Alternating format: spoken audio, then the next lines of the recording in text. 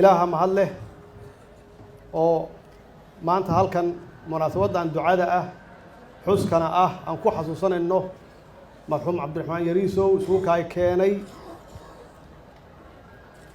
allah u naxariisto cabdiraxmaan yariisow iyo intii ku dhimatay musiibadaas. ilaahay waxaan uga baryaynaa jannadiisii iyo naxariistiisii ilaahay siiyo, inuu ilaahay siiyo caa'iladoodii, qoysaskoodii, asxaabtoodii iyo kolligoodiiba. waxaan leeyahay samar iyo iimaan allah kulligeen naga wada siiyo. waa laga hadlay marxuum cabdiraxmaan yariisow taariikhdiisii oo dhammaystiran. maanta waanu isugu nimid baroordiq ma aha, waa duco, waana xus aan xasuusanayno halyeeyadeenna cabdiraxmaan iyo howlwadeennadii xafiiska kala shaqeynaya agaasimayaasha ahaa iyo guddoomiyaasha degmooyinka waa shahiideen. gacan ka xaq daran ayaa dishay. ilaahayna waxaan ka baryaynaa mar kale kuwa dhaawaca ahna inuu ka kiciyo dhaawac oo caafimaad buuxa siiyo.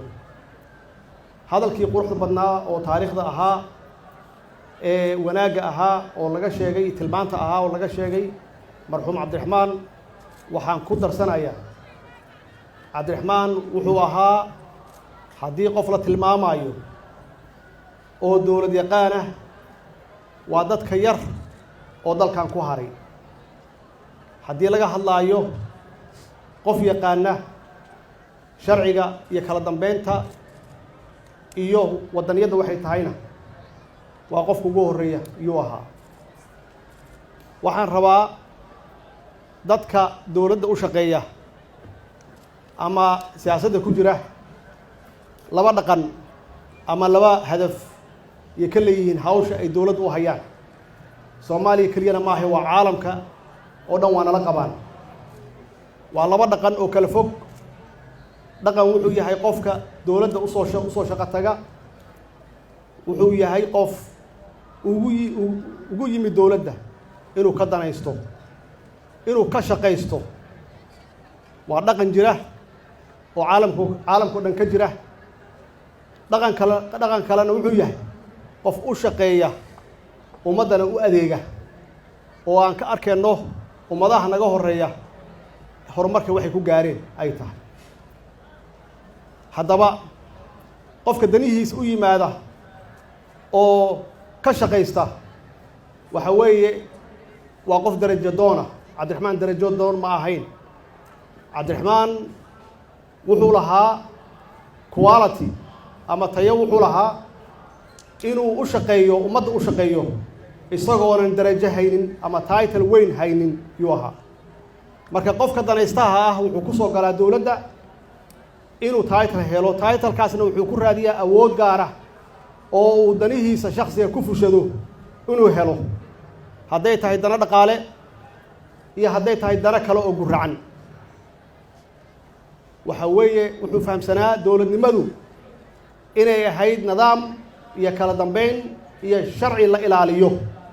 cabdiraxmaan wuxuu ahaa nin adeega ah, wuxuu ahaa nin naxariis badan, wuxuu ahaa nin sharciga u ilaaliya qofka shakhsiga xoolihiisa siduu u ilaashado. maxaa yeelay waa wax naga wada dhexeeya, waa mas-uuliyad ummadda loo hayo, waa mas-uuliyad lagu aaminay.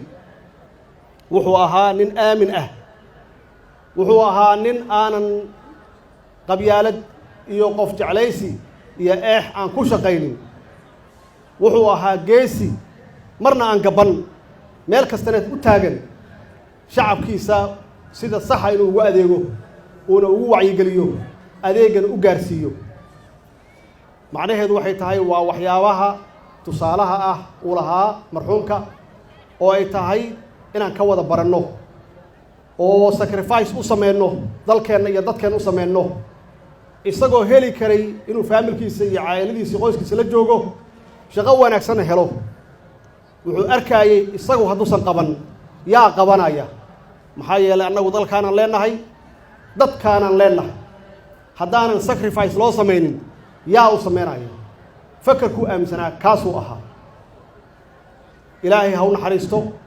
waxaan ugu baaqayaa shacabka Soomaaliyeed meel kasta ay joogaan inaan ka qaadanno geesinimo wixii dhacay. isaga iyo kuwii hore oo horay u shahiiday aysan marna nagu dhalin qalbi jab, oo aan xoojinno wixii aan hore u wadnay, hadday noqoto amniga inaan ka shaqeyno, hadday noqoto dalkan inaan horumarinno. waxaan u sheegayaa qoyskii uu ka tegey ilmaheennii weeye, waxaan ugu waajibaa inaan ka warqabno, inaan ogaanno oo aan u buuxinno booskooda, qoyskiisa iyo qoysaskii ay ka tageen qof kasta oo shahiiday oo naga tirsanaa. cadowga nahaya oo aan dagaalka kula jirno wuxuu soo socday muddo dheer, marxalado badanna waa soo maray oo kala duwan. waxay taagan yihiin inay isqarxiyaan yay taagan yihiin. markii ay u babacdhigi waayeen ciidamadeenna geesiyaasha ah oo hadda markii ugu dambaysay ay ka qabsadeen, maxaan ku yidhaahdaa, Barire iyo Mubaarag iyo Owdhegle, uma babacdhigi karaan. laakiin inay qof maskiin ah oon waxba garanaynin ay ku soo dhex daraan dadka oo noo eg, oo qaarkood aan u naxariisanayno, ay ka raadiyaan halkaas inay dhibaato ka sameeyaan oo haldoorkeenna ay ku dhibaateeyaan, waa meeshii ugu dambaysay.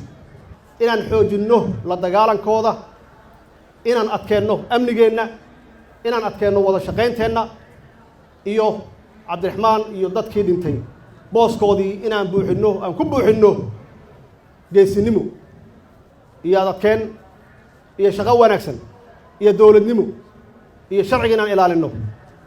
stadiumkan waxaan ugu magac darnay Cabdiraxmaan Cumar Cismaan, Cabdiraxmaan Yariisow yaan ugu magac darnay.